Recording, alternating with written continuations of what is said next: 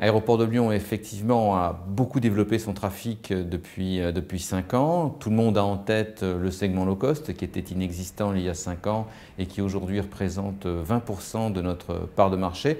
C'est un élément effectivement majeur, mais aussi tout le segment international traditionnel qui s'est fortement développé sur cette période.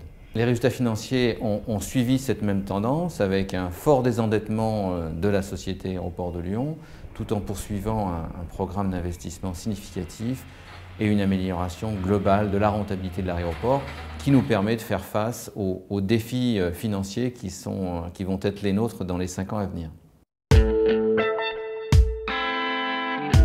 Sur les 5 ans à venir, nous allons avoir à mettre en place un plan d'investissement qui a été voté par nos actionnaires extrêmement conséquent, plus de 250 millions d'euros à investir sur la période, que nous sommes capables de financer aujourd'hui, compte tenu effectivement de notre performance financière.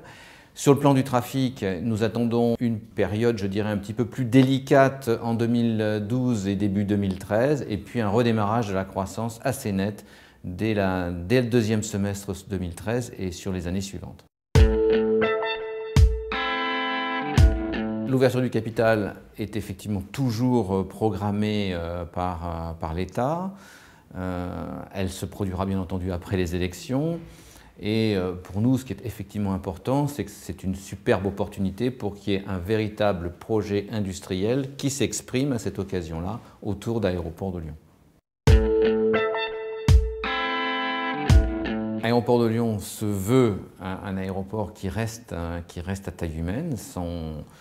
Sa dimension aujourd'hui l'autorise. Je dirais l'envie et l'attachement à la qualité de service des hommes et des femmes qui le font vivre sont tout aussi importants. C'est avec cet ensemble et l'émulation qu'on peut mettre autour qu'on reste très centré sur le service, très centré sur l'accueil et le sourire, et qu'effectivement on conserve et qu'on développe encore cet accueil et cette qualité de service à l'aéroport et ce caractère humain.